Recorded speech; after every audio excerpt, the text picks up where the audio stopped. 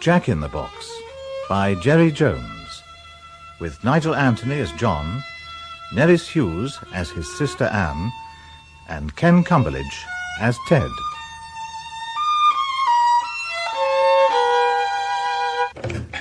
You don't mind if I come in, do you? I'll take that as an okay. What's wrong, eh?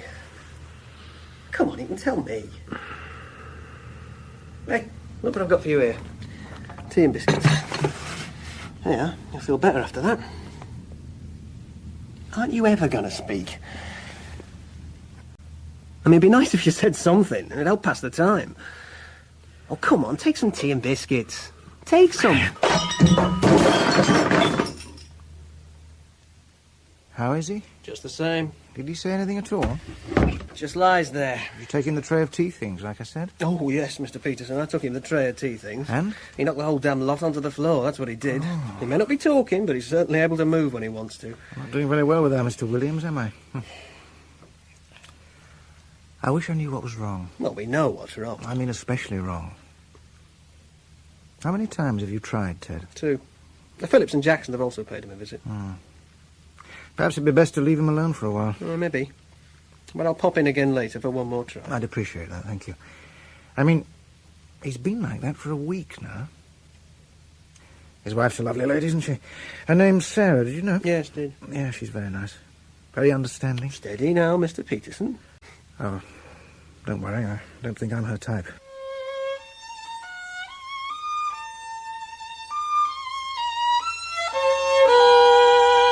They're worried about you, you know. Worried for you. Especially old Peterson. It's him who keeps asking me to pop in. Although we're all concerned, of course. Well, they don't like it, you just lying here. It upsets them. It upsets all of us. We don't like it at all.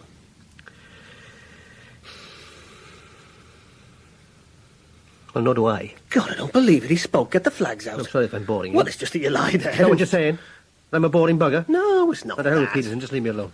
Okay, I'll pop back Don't later. bother, I just want to be left You alone. sound like Greta Garbo. Right, well, I could do with a rest myself. You're not the only sick guy in the world, you know. I'll see you later, perhaps. It's lovely out there. The lawn's covered in leaves. Oh, by the way, it was the 12th round. What? When Ketchell dropped Johnson. I heard you on the phone last week. You were talking to someone about boxing, and you said that after Ketchell dropped Johnson, Johnson got up and hit Ketchell so hard that 2 of Ketchell's teeth were stuck in Johnson's glove. Oh, they were? I know, but you said it was the 11th round, and it wasn't. It was the 12th. Are you... Round 12, October the 6th, 1909. If there's anything I know about, it's boxing. See you around. No, wait a minute. Sit down. Oh, suddenly you want to talk. Well, if it's about boxing. You a fight fan? All my life. Got it from my dad, I suppose. Was he a boxer? No, but he could talk about it until the cows came home. Night after night, he'd talk about the great fights, and then suddenly jump to his feet, say good night, God bless, and be upstairs and asleep in 10 seconds. When did he die? Well, let's just stay with boxing, shall we? Sure. I don't want to talk about my dad, that's all. Fine. But it was you brought up his name, remember? I'll tell you one thing, though. He didn't mind the idea of dying. Do you? He said there was going to be a beautiful glow just before the end, and everything would be all right forever. What sort of a glow? Well, his description was something like that sun out there, only bigger and closer and really beautiful. I've seen flashes of it myself. Sounds a bit corny, really. Still, it is very beautiful out there. And in a few days' time, it will still be beautiful out there. But what will we be? I bet the gardener hates it. Gardeners hate autumn. So does my wife. If there's one thing she really hates, it's cleaning leaves from the garden. You're lucky you've got a wife to do it. You're not married then? No, not me. Not the, type, if you know what I mean. Oh, you... Yes, that's what I mean. Oh, bloody hell. Well, don't worry, you're safe with me. I didn't know gays went in for boxing. Well, there you are, you see. We haven't all got limp wrists. Your wife was in here yesterday, as a matter of fact. Was she? You were out cold. She said best not to bother you and went back home. I don't know why she bothers with you at all. Well, perhaps she loves me. Well, perhaps she'd love you more if you cleared the leaves off the garden. I just don't think about it. Peterson had cleared the lawn for her. Oh, good old Peterson, sort of the earth. To tell you the truth, I think you're a lazy bugger as well as a boring one. I'll thump you in a minute. Oh, I shouldn't try. I'm not just interested in boxing. I was a pro for 7 years. Hard to believe, isn't it? And now you're in here. Funny old world. And what happened? I don't know. One moment I was fit as a flea, and the next I started getting flashes in my head. And I don't mean sunshine flashes like you get. I went to my doctor and he said he didn't think there was anything really to worry about. Well, as far as he was concerned, there wasn't, was there? But 6 months later, and I'm here. 8, 9, 10, out! They're nice here, though, aren't they? I don't know how they keep it up. When did you come here? 2 days ago. Ted's the name. Ted Andrews. Mine's John. I know. Yes, very nice, kind, compassionate, all that. Well, they are. It's no act. I know, I'm just enjoying being miserable. Yeah, you know. Look, Ted, I'm grateful to you all, but honestly, like I said, I don't feel like talking.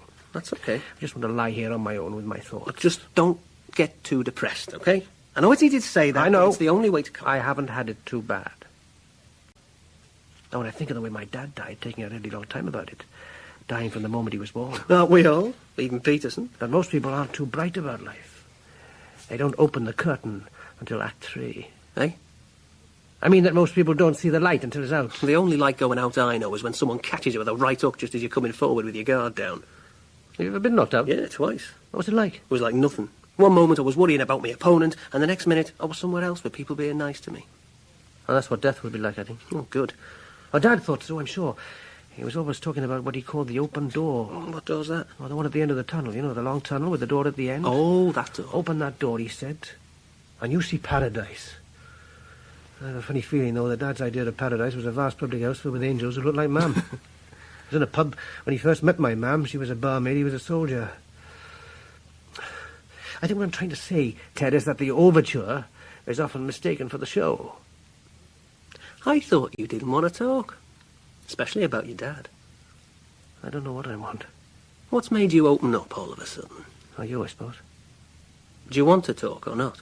I thought I didn't, but there's things I want to say, get off my chest.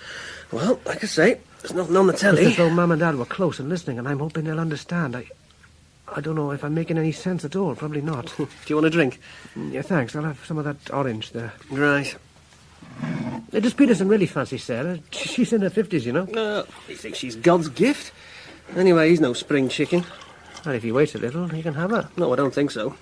He's gay, too. Oh, he thinks it's a secret, of course. Oh, perfect. That's how she likes her men. Sleep in bed and grate in the garden. Yeah. Here's your drink. Yeah. Cheers.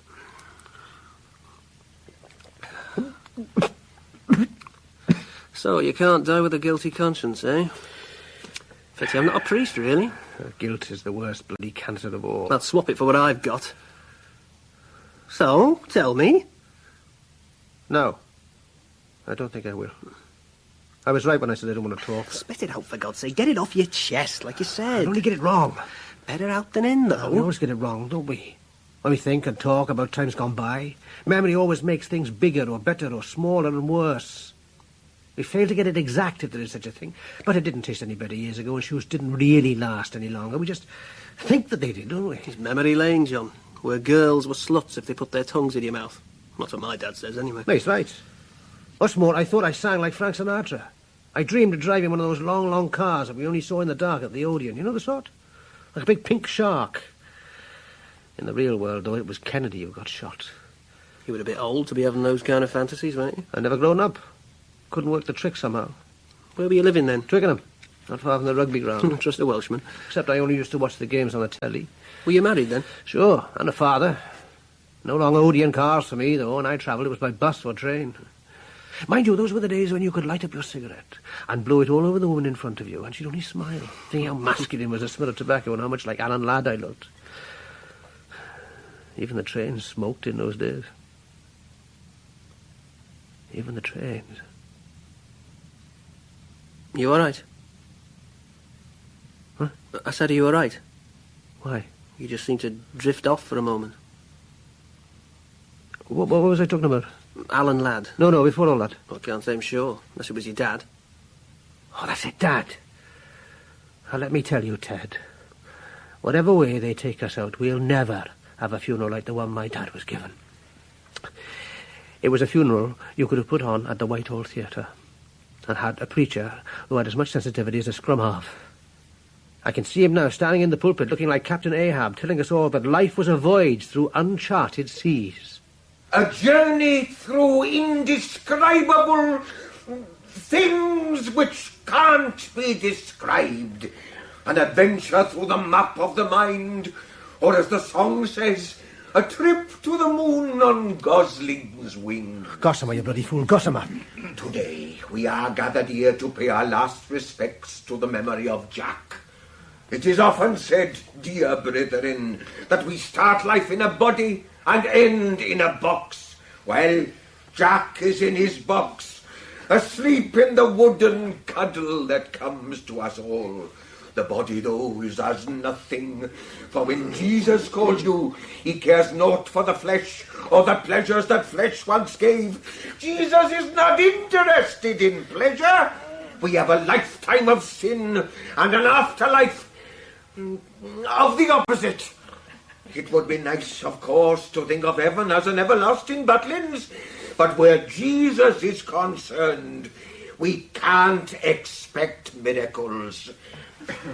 I gather that Jack requested the hymn Jerusalem be played at his funeral, but I'm afraid our organist, Mr. Samuels, has been taken ill, and his replacement, Mr. Tingling, can't play Jerusalem. Dad would love it if you played Old MacDonald. However, Mr. Tingling is prepared to have a go at Suspan Fach, and I'm sure that if you don't know the words, and the Welsh very rarely do, the dear dead Jack wouldn't mind if you just la-la.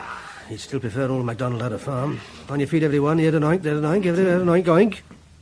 It wasn't really like that, of course. I mean, those weren't his exact words, but the preacher did have a wooden leg and a brain on crutches. And the day was filled with more madness than it had a right to, even for Dad. Bloody fast is what it was. If the old goon show had made a sketch of it and Harry Seacombe had played the preacher, they would have said he was going over the top. Poor old Jack. It wasn't him who was bothered. It was me. He was dead all right, but it was me who was bothered. Were you there when he died? No. That's the point. That, Ted, is the point. That is the whole terrible point. You mean he was in Wales and you were in Twickenham? Worse than that.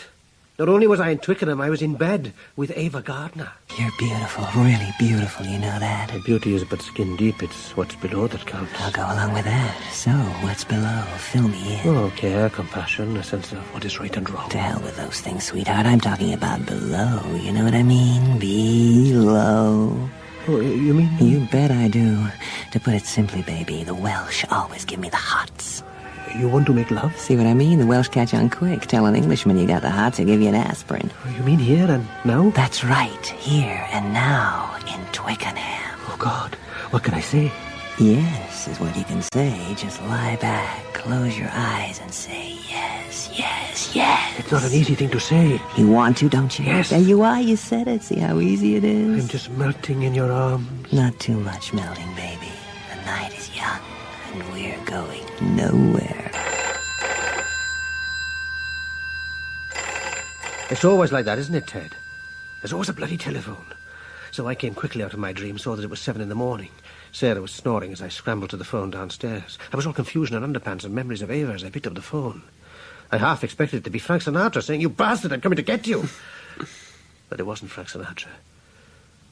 It was my sister in Wales. Who was it? It was Anne. And who? My sister Anne. Good grief. Why is she phoning at this time of the morning? It's my dad. He's been taken ill. Oh, no. It's pretty bad from the sound of things. I'll have to go home. Well, what's happened to him? He's had a sort of stroke or something. He's in hospital. Oh, it'll be all right. Don't worry. Look, give me my dressing gown and you go and get something on. I'll make some tea. Oh, look at the state of me. I haven't woken up yet. No, me. Perhaps it's all a dream. What did you say to Anne? Well, I told her I didn't think it was possible for me to get off today and that I'd travel up tomorrow. So it's really bad, is it? Well, it's hard to tell, really. He's unconscious at the moment.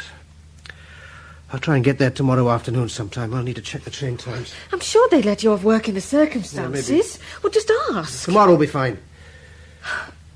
Well, it's up to you. It'll happen one day, I suppose, but it's the day I've been dreading for years. I know. The kid's still asleep? Looks like it. Good. We'll have that tea, then. I'll put some clothes on first. Oh, yeah, right. A dressing gown, please. Thank you. Oh, God. I don't know what I'm doing. Where's the sugar? I put sugar in. How much? 2, as usual. It doesn't seem like it. I'll put some more in, then. Well, where is it? There, look, right in front of you. Oh, yeah, right. Do you want anything to eat? No, I don't think so. A bit of toast? No, not really. I don't feel hungry. I'm on me, but I think I'll have something anyway. 10 years. 10 years since I saw him, Sarah. You could have done, couldn't you? Yeah, I know. Why you let it get like this, I don't know. I mean, I'm very sorry and everything, of course I am, but to be honest, you've no one to blame but yourself. Yeah, I know. I kept telling you to go and see him, didn't I? And I intended to, honestly. It's just that once I left home, everything was suddenly so different. I was happy for the first time. Look, I know all about this, don't I? Ah, this tea's sweet. I told you I'd put 2 sugars in. But it didn't taste as though you had. Look, all that happened was that you left home and you suddenly started mixing with people you really liked, and you didn't want it to stop. That's all that happened. Yeah, but I could have gone home for the odd weekend, though, couldn't I? Yes. Yes, you could. I'm ashamed of myself. Even if he's alive, he probably won't recognise me, and even if he does, what will he say? Hello, stranger. That's right. Hello, stranger. Better late than never. That's if he's being kind. Oh, I can't drink this. Do you want another one? No. What I want is to be back in bed with Ava Gardner. What? Well, that's what I was doing when the phone rang, having it off with Ava Gardner. It serves you right, then. That was me having a worry dream about finding a new house. You're always having worried dreams. It's the only kind you ever have. I can't help it. It's the way I am. You ought to see a psychiatrist. I ought to see one. At least I wasn't in bed with Ava Gardner. I should hope not. Look, it's early in the morning. Your dad's in hospital. You can't drink your tea. I've gone off eating, and all we can talk about is bloody Ava Gardner.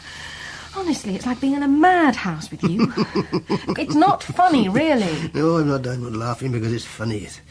It's like when Barbara was telling me about when she went to her sister's funeral, and when they drove into the cemetery, they saw that sign saying, "No Morris dancing in the crematorium."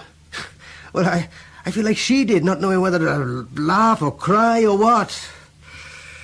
I'm scared. That's what it is. I'm scared of facing my dad. To tell you the truth, I shan't be sorry if he's dead when I get there. John. No, I hate myself for saying it. Then don't say it. You don't mean Don't it. I? I wish to God I could just take him in my arms and kiss him to death. Well, what are we going to do now? 7:30 in the morning. Oh, I don't know. I can't think straight. Oh, I suppose we could think about what you're going to take with you.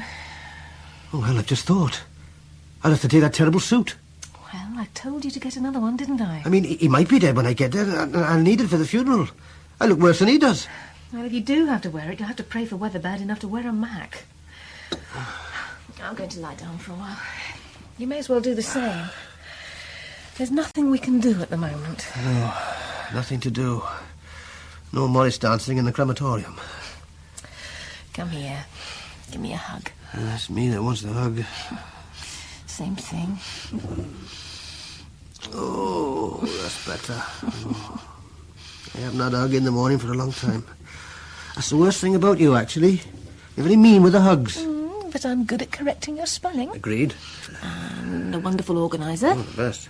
And putter up of shelves. And gardening. True. Just the hugs. Well, nobody's perfect. You'll do for me. Aren't I the lucky one, then?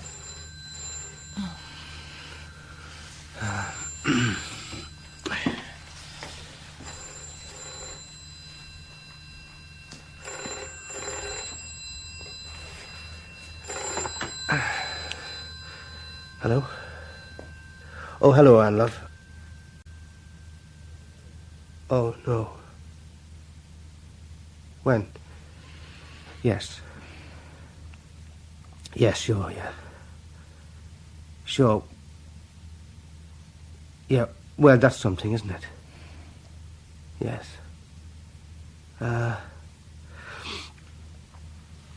Well, as I said, I'll let you know what time the train gets in. No, we're just talking and things, yeah. Yeah. She sends her love. I'll be there before you know it. Thanks for ringing, love. I'm really sorry about everything. See you soon. God bless. See you soon. Yeah, God bless. Well, that's it. All over. Yes, about a quarter of an hour ago, it seems. Oh, I'm sorry. Anyway, it seems it was peaceful at the end. That's good. Perhaps I will have a cup of tea after all. Right. Good idea. I have to wear that bloody suit now.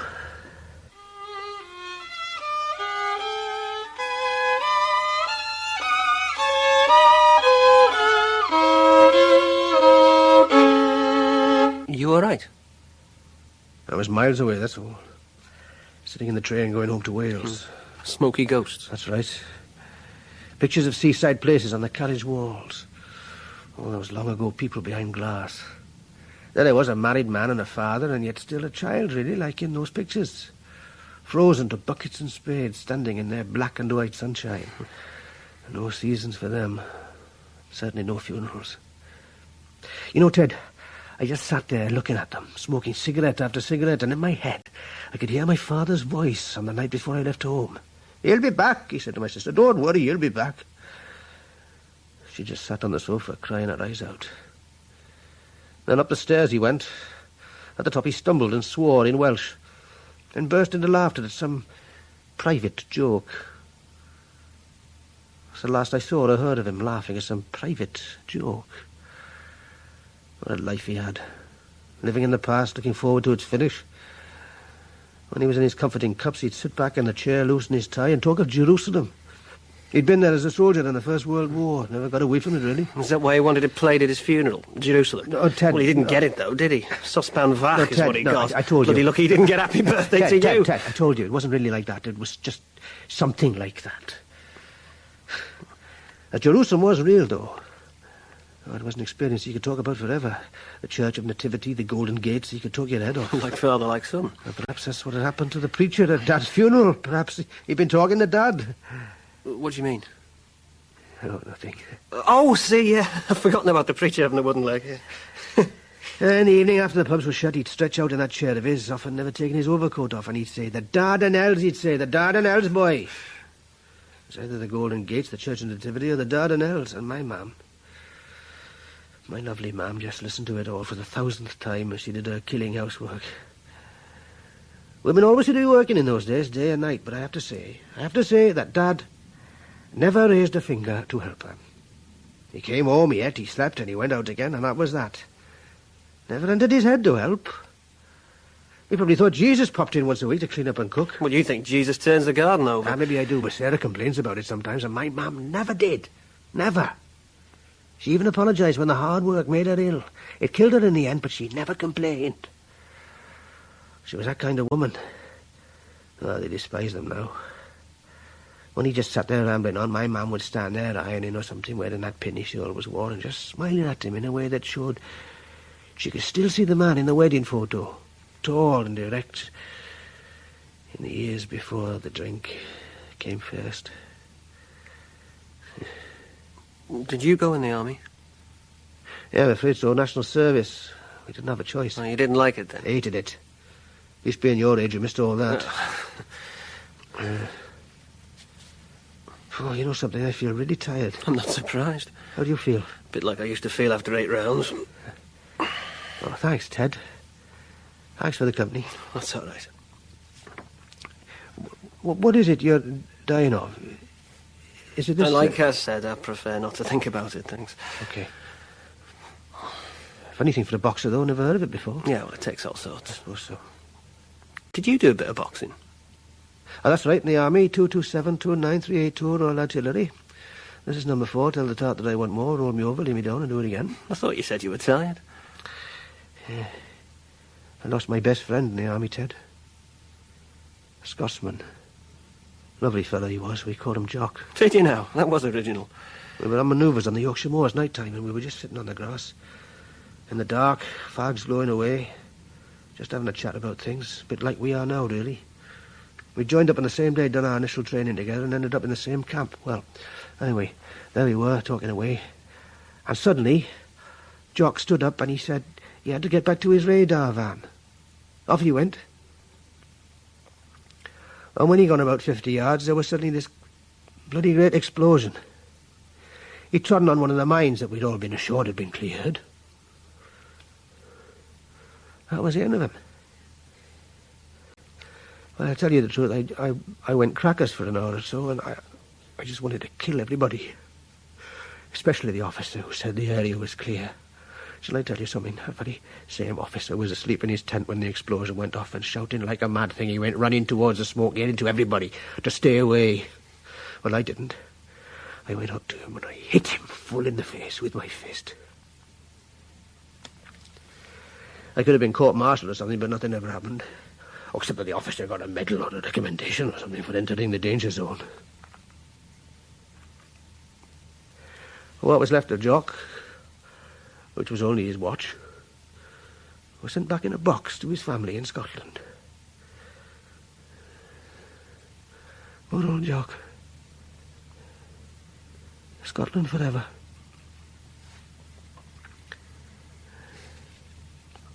What about you on the train to Wales? You still want to talk about it? Well, when I arrived in Wales, it was hot. I can remember I was sweating as my sister came towards me. Then, after the tears and hugs, her husband drove us back to Dad's house. It was where they lived.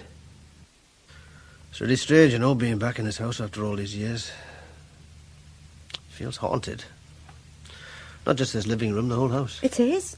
I mean, it really is. I believe you. You know the bedroom above us?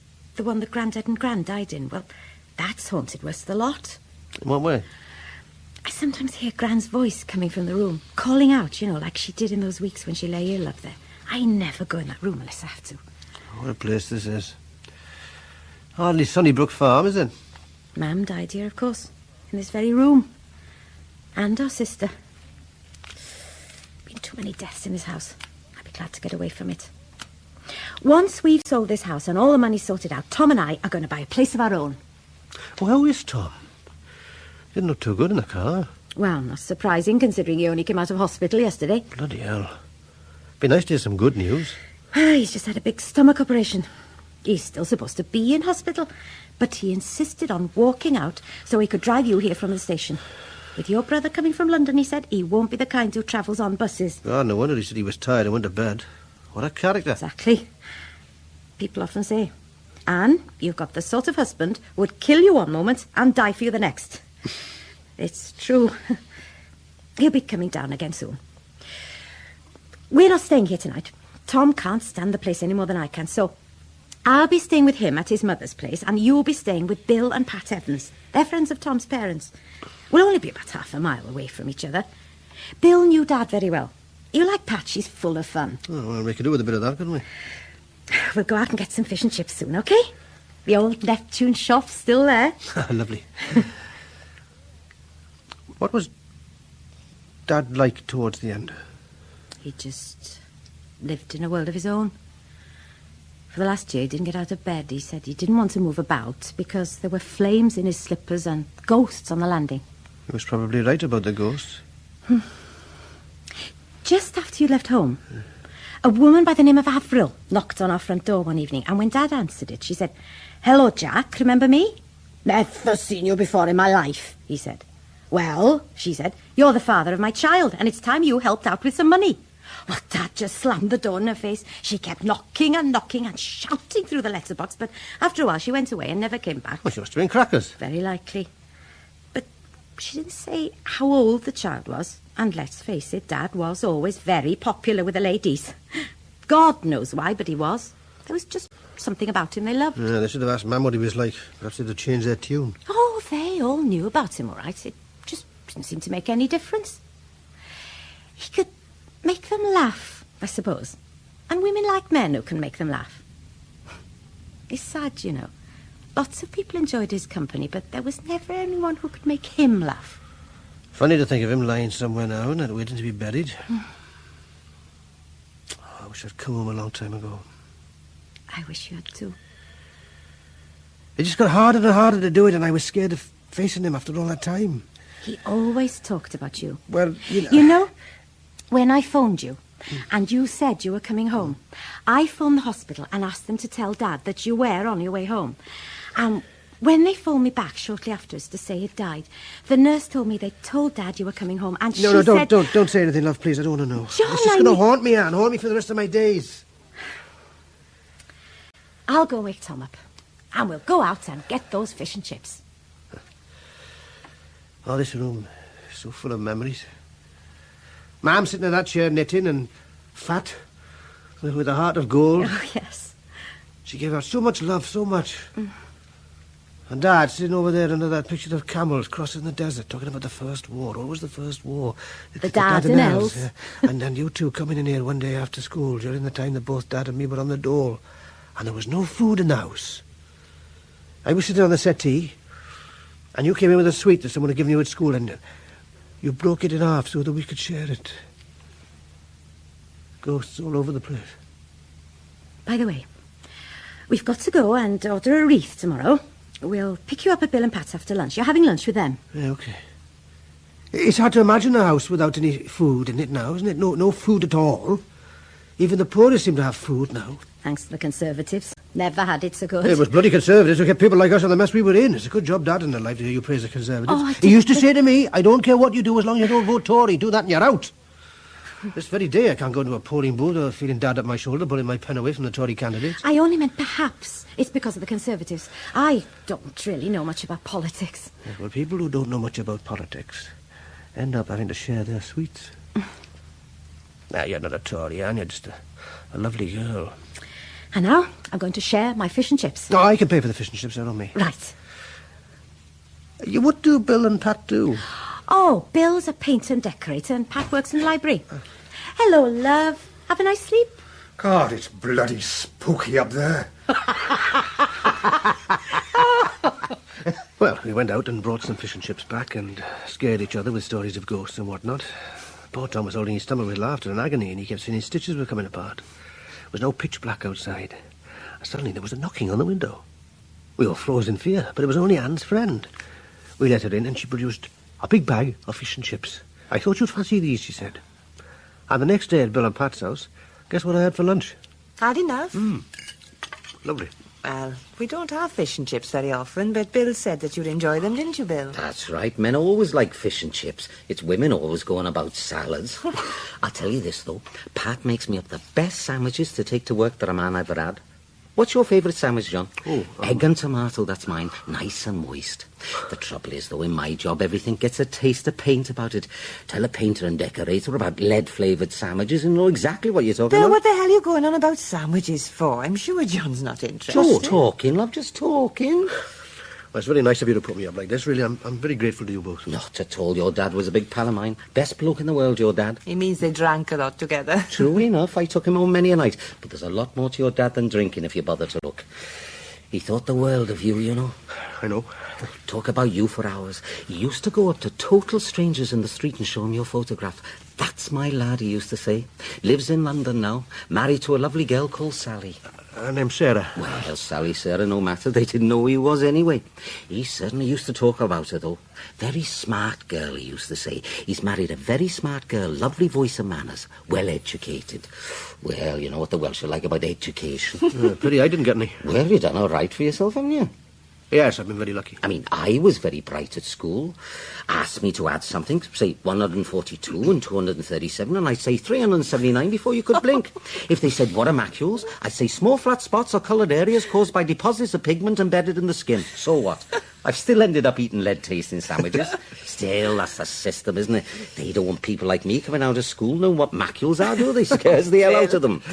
What they want us to know is how to make bloody car parks. Still, come the revolution. Well, you're not a communist, are you, Bill? As far as Bill's concerned, if you haven't got a suit, you're a communist. Oh, well, you can have my suit any time. No, thanks. I'll stick with my lead sandwiches. You haven't seen my suit, have you? I don't need two suits for the silly. I'm too bright to conform with idiots. I wouldn't be seen dead in a suit, not even at my own funeral. Well, you married me, so you must be pretty bright. True. Anyone who works in a library has to be good news as far as I'm concerned. Mind you, John, I think she loves books more than she loves me sometimes. No doubt about it. Listen to her.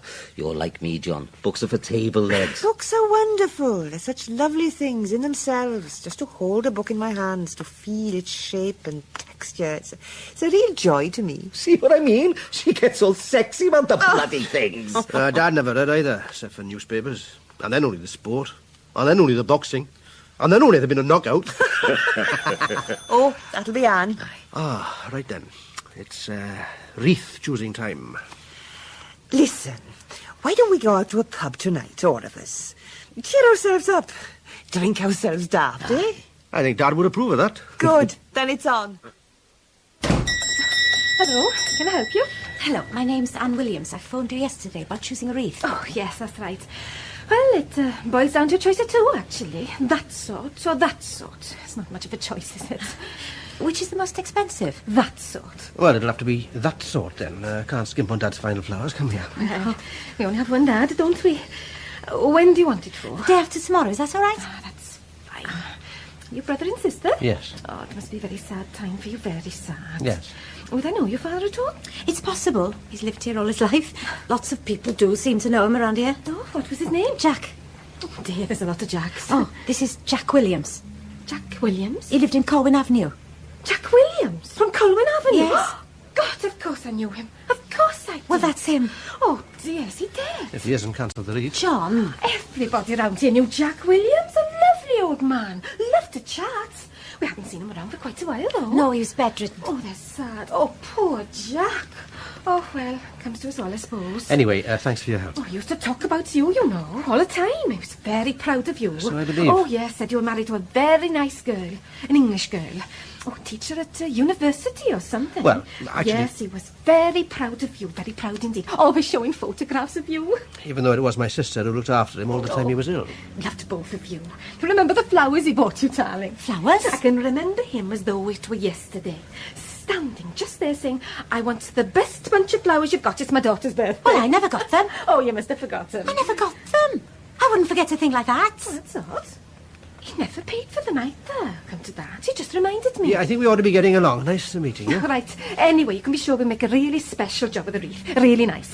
Oh, fancy poor old Thank you. Jack. Thank you. Oh, it was a pity he didn't come early in the week, though. It was double green shield stamps.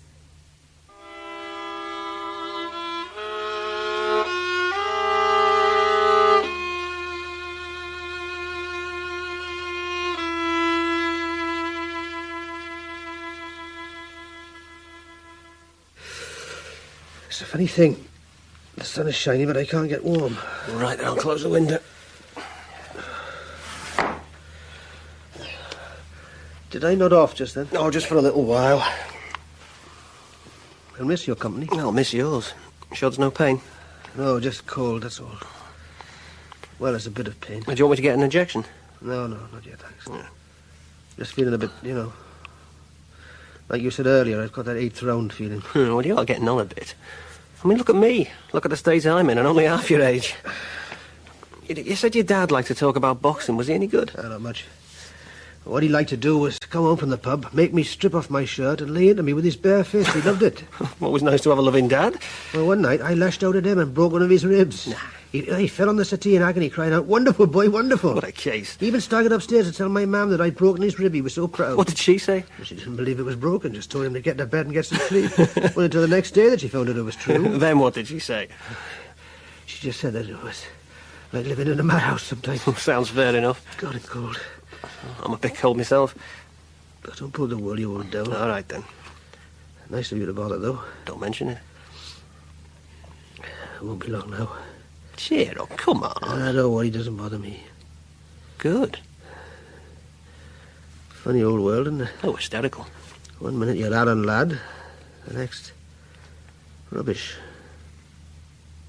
Hey, I've just broken my dream. It was about someone telling me they were going to die. I think I'll go and talk to somebody else for a change. It wasn't really a dream I was having, though. Just a memory. Here we are. One for Anne, one for Pat, one for John, one for Tom. I just wish I was getting one for your dad, John. Yeah, well, let's drink to him, whatever he is, shall we? Yeah, to Jack. Well, Bill's just bought me the drink, hasn't he? What do you want me to do? Put it in a flower vase? If there's one thing I hate, it's going to a pub having to take it easy. Remember, you're just out of hospital. You should be having sips of milk, not pints. If I had to drink milk, I'd rather be in the box with Jack. Oh, you're mad. That's what you are. True, my love, but not very. Insanity sort of strolls in our family. It was your dad who was mad. We all know that. And as mad as he'd like you to think, I think he was wonderful. When I go, I'll share a drink with him in hell. Oh, so that's where you think he's going? It's where Tom thinks he's going. Is that right, Tom? No doubt about it. Only place to go. And if your dad's not there, I'll phone him up, ask him over for a drink. Yeah, Jack wouldn't be happy in heaven. It'd be full of teetotalers. Well, worse than that. It'd be full of conservatives. Don't tell me Tories go to hell. I couldn't stand Of it. course they don't. Well, where do they go? Only God knows that. And he's not saying in case someone lets the buggers out. Well, I'm sure Mum's in heaven. And if she's there, it must be a wonderful place. Yeah, I'll drink to that. Me too. You'll drink to anything. Absolutely. Just take it easy. Shut up. It's like being... Funeral? Well, If your dad was here, he wouldn't want us to be a lot of miseries, would he? If Dad was here, we wouldn't be here. This conversation is getting very odd. Oh, hell. My trousers. What have you done? Oh, I've just remembered about the suit I've had to bring with me. The trousers are too big in the waist. They keep falling down. You should put them on tonight. Give me a thrill. Watch it, here. I'll give you a smack bottom talking to men like that. That's you all over, Bill, making promises your body can't Don't keep. think that, Bill. What's that supposed to I mean? think we ought to change the subject. What subject? Listen, I got a pair of braces you can borrow. Let me have them back, though, after the funeral. Do your pants keep dropping down, Tom? Only since he's been ill with his stomach. All these trousers dropping down is like a maiden's prayer. How much have you had to drink? Not enough. No, don't take her so seriously, Bill. She's just having a good time. Well, trying to. It's just your sense of humour, isn't it, Pat? That's right. Well, it's an odd sense of humour, I think. Gallows humour, they call it. When's the execution, love? Not long now. What do you mean? John, for God's sake, don't get us started on that. On what? Nothing. Just don't get us started, What that's Bill all. is trying to stop me saying is something I've been saying for years. People think she's crackers, and I think they're right. What I've always known, ever since being a little girl, is that I'm going to die on my 50th birthday. I told you not to get us started on it. Now, hands up, everyone who thinks she's crackers. You're not serious, are you? Ask Bill. Oh, she's serious, all right. She's crackers, but she's But serious. why the hell should you die on your 50th birthday? I don't know. I just know I will. I always have. I've never heard you say this before, Pat. You're lucky. And when will you be 50? In 2 weeks' time. Shall I get another round, you? We haven't finished this one yet. No, wait a minute. Let me get this straight. You say you're going to suddenly die in a fortnight's time? Yes. But you're bursting with good health. I mean, look at you. Absolute picture. So what are you going to die of? I'm not sure. I'm just going to pop off, that's all. Can we change the subject, please? Please, can we change the subject? Dying is when things will really start to happen to me. Well, I'm sure we'll all be very pleased about that, my love. And when you're dead, you can find out whether Jack's in heaven or in hell. I'll do that, yeah. Now, for Pete's sake, change the damn subject. Coming to a pub and talking about death is like going to bed with Rita Hayworth and talking about darts. Sounds okay to me.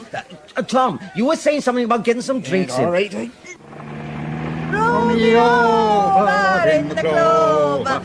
Shut up, you two. Honestly, I don't know what's got into you. Booze, that's what's got into us, booze. Well, I've had booze too. You're telling me? But out of respect for Jack and poor old John here, I think... Don't worry, it's all right. Of course it is. What's wrong with you, Bill? Jack would have loved tonight, you know he would. All the same. All the same, nothing. Oh, Bill, keep your eyes on the road. You're driving like a maniac. If you don't like the way I drive, you can damn well get out. I couldn't if I wanted to. We're packed in like sardines. Tom and I are getting out soon, just round the corner here. I know where you live, Anne. I'm not likely to drive past That's it. what you think.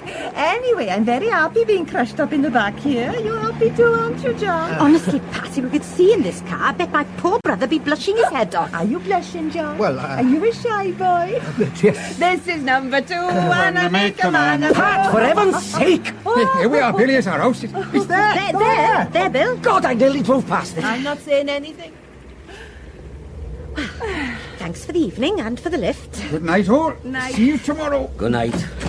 Good night, John, love. Have a good night's sleep. Oh, he will, don't worry. He's got the best room in the house. Good night, Dan. Good night. Good night, Tom. Good night. Careful not, Tom. No, Good night.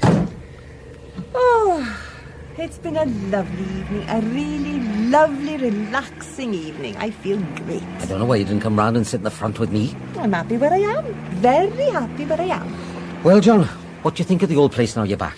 Quite a few changes. None for the better. Even my old school's gone. I couldn't recognise the area. I know, just a bloody car park now. What's the life of jobs around here these days? Pretty bad, but there's usually work around for painters and decorators. That's why I took up the trade. Mind you, come the revolution, there'll be work for us all, right? That's right. It's a disgrace what's happened to this place since the war. It's all offices now and great patches of nothing, and cars driving over where schools used to be. It's not what people fought for, John. Still, who gives a toss about people these days? Never mind, soon be home, put the revolution to bed for the night.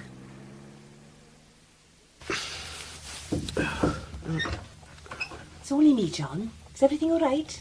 Excuse my nightdress. I was just getting into bed when I thought I'd better check with you. Check what? That everything's okay. The room and everything, you know. Oh, yes, fine. I was just about to get into bed myself. To tell you the truth, it's the best bed. I often sleep in it myself. Is Bill asleep? Snoring his head off. The capitalists can all relax. Yeah, well, I'll be the same before long, I guess, snoring away. Well, I just wanted to see that everything was all right. Yes, really fine. Thanks for everything, Pat. You're a lovely lady. And you are sure there's nothing you want? No, nothing, really. You're sure? Can't think of anything. Well, if you do, don't hesitate to give a little tap on my door. I'm a very light sleeper. Okay, then. Oh, by the way, I'm inclined to sleepwalk. Sometimes I get up in the night and walk into another room. It's when I'm feeling restless, so don't be surprised if your door opens a little later on. I probably think it's a ghost. Oh, I'm not a ghost yet. Still 2 weeks to go, remember? Oh, no, Pat. It's really silly talking like that, and you can see how it upsets Bill. You'll see. It upsets everyone. I'm sorry. Just don't worry about it. I'm not. I'm looking forward to it. I'll tell you what I'll do. In 2 weeks' time, when I'm back in London, I'll phone you up, and there you'll be alive and well, and we'll have a good laugh about things, okay? Well, you can ring, certainly. My birthday's on the 16th, but it won't be me who answers. Sorry, John. God, this conversation is bizarre. Honestly, Pat, my head is spinning. I'll let you get to bed, then. Thanks. Whether I sleep is another matter.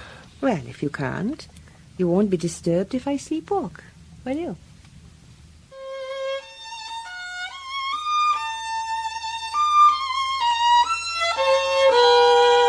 What happened? Oh, you were talking away as usual and you sort of drifted off into sleep again. Didn't look too good, though. Seemed to be in trouble, so I got some help. They fixed me, did they? Yeah, you'll be all right now. Hey, careful. Well, when did I drop off? I mean, how long ago? Oh, about an hour. You haven't been here all the time, have you? Nah. Went back and joined some of the others, but they were talking about books. Got a bit bored. Hey, did you make all that stuff up? What stuff? You know, about you and Pat and her coming into the bedroom and everything. Oh, I said all that, did I? Yes, you did. Trouble is, you seem to have a problem separating fact from fantasy. Or should I say you have no problem separating them. I'm not sure whether it's because you're ill or Welsh. They're not really true, and they're not lies either. A bit like life, really. Well, I know the difference. Liar. I do. Believe me, Ted, most of the troubles in the world are caused by people who believe they have the fact. Are you saying there's no such thing as a fact? Absolutely. And that's a fact. I think I'll go back and listen to them talking about books. Well, Pat thought books were wonderful. Just to hold them sometimes. Did she come back into your room? No. Well, just as well she didn't, then. I'm one of those Welshmen who dreams of illicit sex after praying it doesn't happen. I went to sleep and suddenly it was morning and Pat was downstairs in the kitchen singing away and cooking breakfast. Big fry-up for the three of us. For all the world as though... What's the matter? I don't know, really. I just feel odd. Well, you look all right. Thought you were the big lad for truth. I mean, you don't look any worse. More comfort. That's probably the stuff they gave you. I'm so tired. You talk too much, that's why. Poor old Ted, everywhere he turns, boredom. Look, it's all right. I'm not bored. You said I talk too much. I didn't mean it. Having trouble separating fact from fantasy, are you? Oh, very smart, Mr. Williams. Well, I'm glad you're not bored. At least I'm glad you're not saying you are. Good. I don't want to stop now, you see. Who's stopping you? It's good having you around. Well, it shows how bad things are when it's good having me around. Well, you make me feel like those days as a kid, when I lay on my back in the sun and all the world was seagulls and sand and big white waves. Good for me. And when the sun went down, there were sandwiches for tea in front of the wireless. And after that, the pictures, snug in the dark, with Alan Ladd.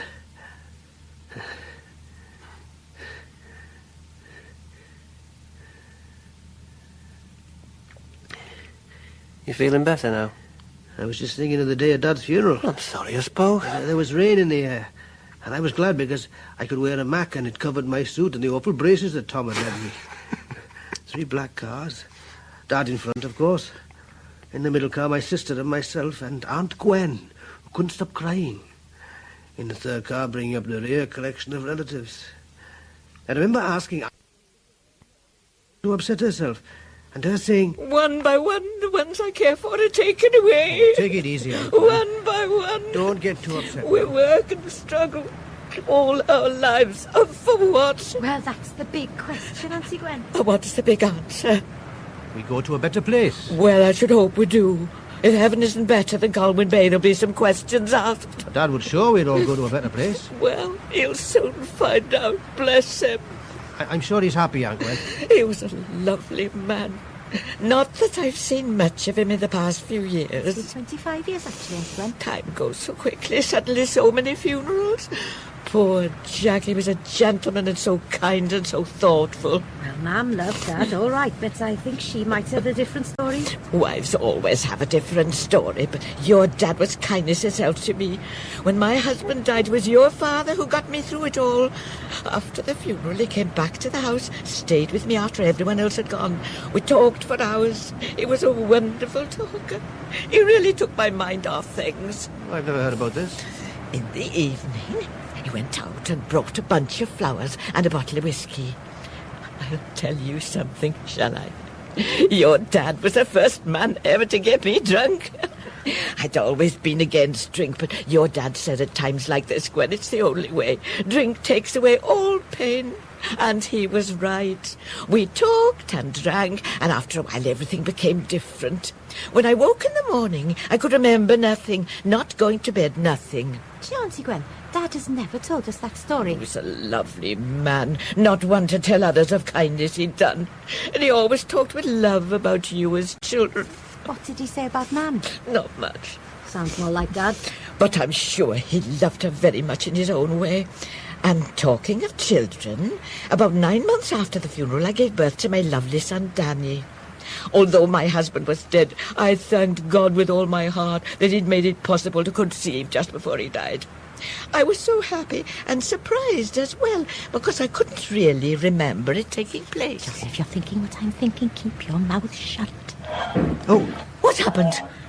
Oh, the hearse just crashed into that van. No. What the hell are you playing at? Are you blind or something? You nearly sodding me. What's the language? I happen to be in charge of a funeral procession. Yes, and it was very nearly my bloody funeral. Bloody, is it bloody? What are you trying to do? Rustle up train? We have a little respect for the mourners behind. Bother the mourners, come on my van. Sorry, we can't settle this. We can't settle it. No, there are people in the car behind me who happen to be in a very distressed state. Are they? Well, they're not the only ones in a distressed state. And when my boss sees the van, he'll be in a distressed state. Put your window down. I want to have a word. And make it quick. It's wet out here. This is it. Look, can't you see this is a funeral, for God's sake? Of course I can see it's a funeral. I'm not blind. It's that driver over there who's blind. Didn't you see what happened? No, I didn't. What, none of you? Oh, mine's happened to be occupied with other things. Look, you're not the only ones with a death in the family, you know. It's happening all the time. We've all got our problems. How dare you speak like this? How dare you? You're an evil, evil man. I wasn't talking to you, Mother Riley. It was your fault anyway. What? You came out of that side road without looking what you were doing. Oh, suddenly you did see what happened. Yes, I did. Very convenient. It's the truth. It's a lie, and you know it. For one thing, the windows are all covered in bloody rain. Oh, this language. Your poor father must be turning in his coffin, John. So, it's your father, is it? Yes, it is, and I wish you'd just leave us alone. Who was he? Anyone I know? I doubt it very much. Jack Williams was a gentleman and very choosy about the company he kept. Jack Williams? Oh, bloody hell, is that who it is? God, I heard he was dead. You do mean Jack Williams from Colwyn Avenue, don't you? I'm afraid we do. Oh, Jack, he was an old pal of mine. We used to have many a drink together, Jack and me. In fact, he still owes me a £5. Yeah, but if I give you a £5, will you go? No need. I mean, I didn't know it was Jack in the box, did I? Anyway, my argument was with the old misery face driving the eyes. Will you please go, you horrible man, and take your filthy tongue with you? All right, seeing as it's Jack, we'll say no more. But if it had been anyone else, there would have been blood spilled today, and I don't mind telling you. Look, can we now get on with the funeral? I'll go. Thank you. Providing my van starts, of course. Tell me, darling, did you really see me coming too fast out of the side road? Yes, I did. You got sharp eyes, haven't you? Right, I'm off. On with the show. Forget about the £5, Jack. Have it on me. Anne, you didn't see him come out of the side road, did you? Of course not. It seemed obvious he did. I didn't know you could lie like that. Neither did I. Your father could never lie. Remember what I said, John? Keep your mouth shut. Is that a true story? Well, you have to read between the lines. Oh, I forgot to tell you, your wife phoned again. What do they say to her? The usual. Holding my own or something equally rude? Something like that. She'll be coming later on. Yeah, she's going to be all right. It's easy for me. All I've got to do is die. I've enjoyed listening to you, John. Thanks for being here. Well, I wasn't going anywhere. Well, thank God we don't live in America. No one can die there, not at those prices. Old people with dyed hair, jogging around in tracksuits, hoping God won't spot them. If only they knew what a friend God was. There's a poem about soldiers being shot in the First World War that ends, "Some say God caught them, even before they fell." That poem was a favourite of my dad's. Oh, that reminds me. What now? Dad fell in the graveyard. What? Well, his coffin did. Yeah, you're making it I'm up. not honest. What the hell happened? Well, as they were wheeling the coffin along the bumpy path of the grave, they stumbled, and the coffin fell off the trolley into the bushes. Oh, I hope God caught him before he fell. We walked away from the cemetery. My sister and I were supporting Aunt Gwen, and the relatives following behind. Looked as though they didn't know where the hell they were. And I'm not surprised. Well, that's about over, love. Now what? Well, I'm off back to Sarah and the children and the world of God knows what. And I stay here among all the memories. Me and the ghosts. You think this place is really haunted? Of course it is, you know it is. Yes, I guess I do. It'll be haunting us until the end of our days, you'll see. So what now? We'll be like Asquith, we'll wait and see. What do you want to do with your life, I mean? Oh, go and live in Beverly Hills with Tyrone Power, something like that. They didn't deserve you. I'll tell you something I've always wanted to do. Do you remember, as kids, we went to the fun fair in Rilford? Oh, I sure do. That was our Hollywood, wasn't it? And Mum saw us off on the shadow with tears in her eyes as though we were going to America. Yes. She waved and waved until we were right out of sight. We were only good for the afternoon. And you bought her a monkey on the stick, remember? You were so thrilled with it. Couldn't wait to give it to her. And then you went and left it on the shower coming home. You were so upset. Mum Remember? didn't mind, though, did she? She was just so pleased we were back safe and sound. I've often thought about that fun fair. I've often thought that is where I'd like to work. Bit different to Beverly Hills. Not much. No, perhaps you're right. It's hard to explain why I feel the way I do about it, but I've been back there once or twice in the past few years, and I always feel happy there. Well, let's say it's a place where I don't feel too sad, if you know what I mean. What would you do there? Don't mind, really. But I think if I had a choice, I'd like to be running the children's train ride. I'd just like to spend all day in that box that's like a little house. I could just sit there by myself, looking through those little curtains, taking the money, sending the children round and waiting for them to come back. Well, I wish you luck. You deserve it. Of all people, you deserve it. Don't worry. I'm like Mum. Long as there's love, to hell with the monkey on the stick, right? Oh, it's a funny thing, being a part of other people. It hurts. It's nice, though, isn't it? Oh, I don't know what it's like.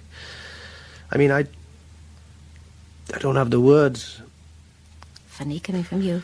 If nothing else, you always have the words. Sometimes words are no damn good, no good at all. Do you have to go home tonight? I can't take any more time off, love. Do you wish you could? No, don't answer. It's all right. It's been lovely having you back again. I'm really going to miss you.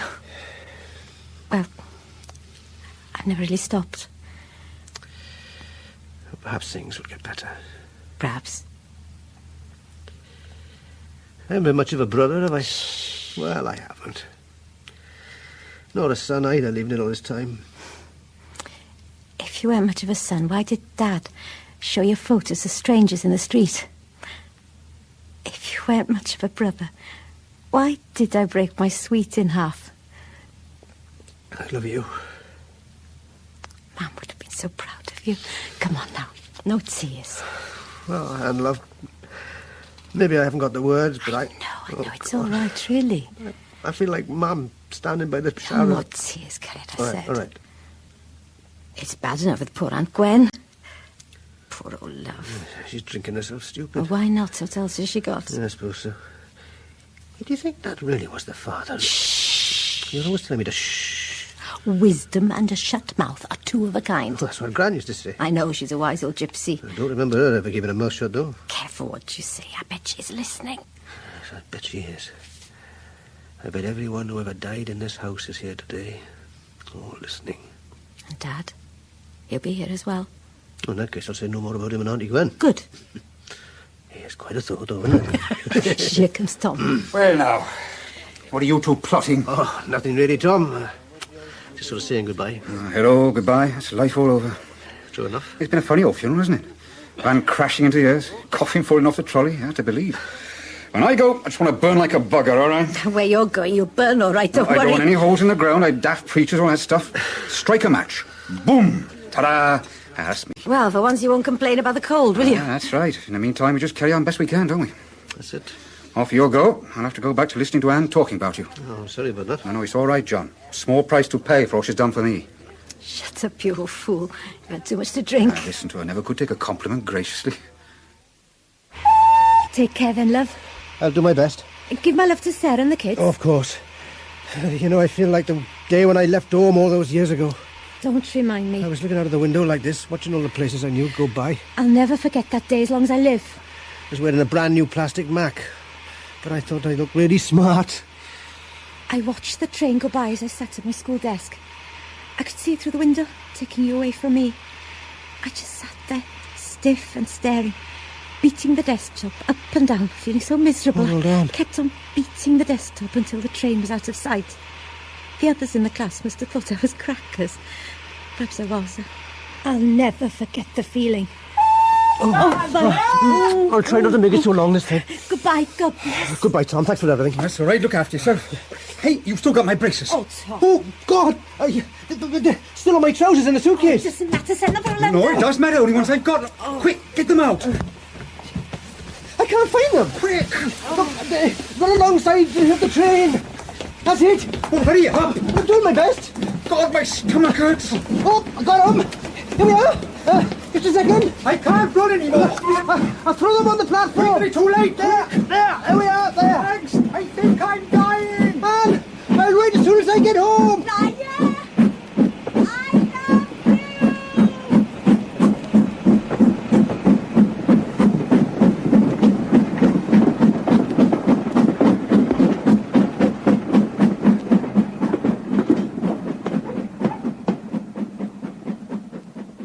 Those braces must have been very important to him. Anne wrote to me sometime later, and she said he never wore them, ever.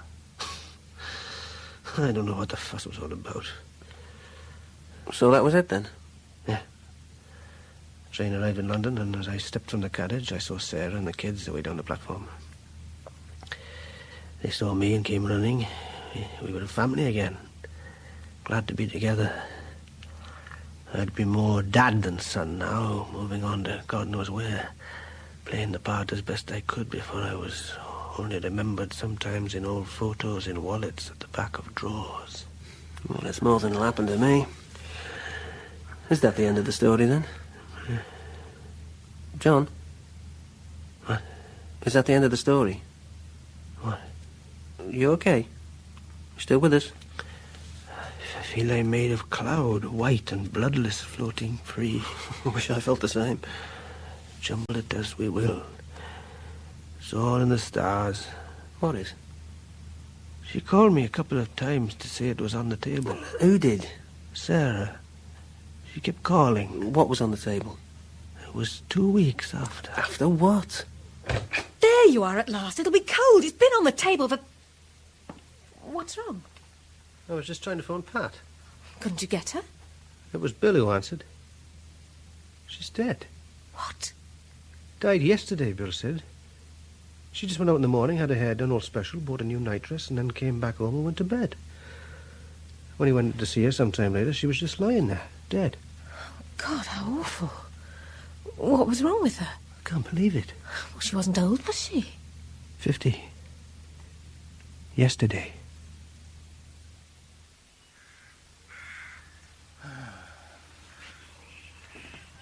Oh, hello, Ted. I was just having a quiet look at the view. Mind if I join you? Of course not. I'm glad of the company. Everyone else seems to be having a bit of a sleep. How's old John? Well, he's having a bit of a sleep too. At least I think that's what he's doing. How do you mean? No, nothing really. He's just sort of drifted off a bit. He was telling me about this woman called Pat, and then he didn't even bother to finish what he was saying. Does he need help of any kind? No, he's fine. Just sort of gone into himself, that's all. Thought it best to leave him alone. Well, thanks for looking after him, Ted. I honestly thought he was never going to talk to anyone. Well, once he started, he couldn't stop, could he? Obviously needed to. So it seems. Still, as you say, best to leave him alone for a while. I think so. His wife's coming in later on, anyway. Oh, good. Nice woman. Very nice. He thinks the world of her, anyway. Have you never thought of having a wife? No, can't say I have. Not even a steady girlfriend? No, not even a steady boyfriend. Oh. I see. You too, eh? Funny old world, isn't it? Certainly is. Nothing is what it seems, Mr. Peterson. That's the only certain thing. Even Sarah knows that, however much you flirt. Oh, she likes it, though. How are you feeling, anyway? Oh, fine. It's funny, I haven't got long to go, but I keep saying that. In a way, it's true. You look okay, that's for sure. Flatterer. I look a damn sight. No, it's true. You look really good. You're not trying to get off with me, are you, Mr. Peterson? No, Ted. Sorry. Just as well. And I always thought that boxers were rough, tough, masculine folk, you know, butch. Well, there you are. I could still break your nose, though. You're a nice lad, Ted. It's been a pleasure to know you. Likewise. I'm sorry it won't be longer. I'm sorry, too. Yeah, well, I don't think I should stand here feeling sorry for myself when there's so much to do. So, let's get on, shall we? Absolutely. You were right, Dad.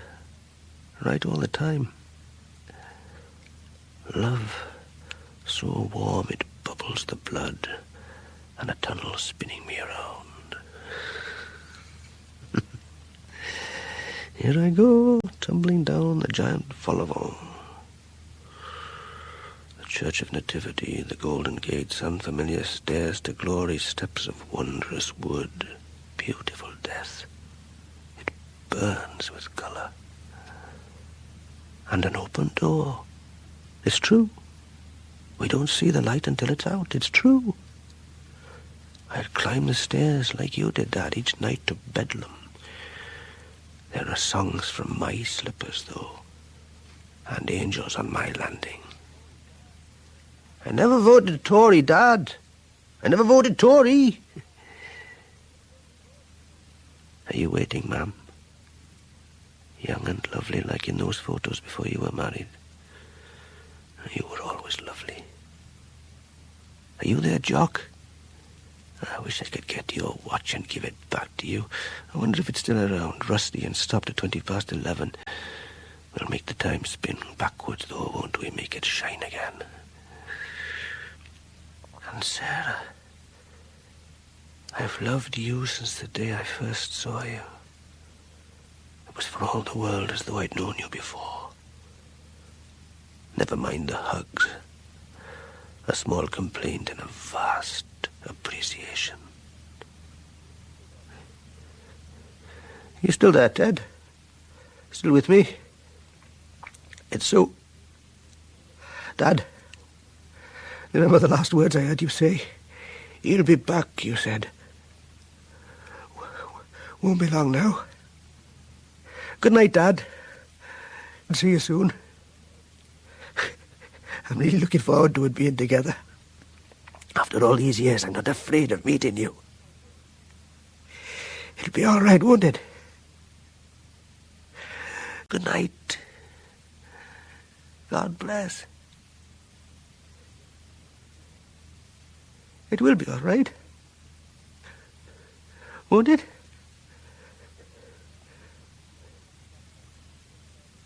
Do you know much about gardens? You can't say I do. A garden says it all. Well, I'm sure you're right, Mr. Peterson, but to tell you the honest truth, I got my pleasure sitting in pubs. Do you want a drink now? Yeah, a large, neat whiskey would be very nice. I was thinking more in terms of a cup of tea. Oh, that'd be nice, too. Thanks. Right. I'll go and get some. I'll call in on John as well, just check that all's well. Oh, I shouldn't bother. I've a feeling he'll be miles away by now.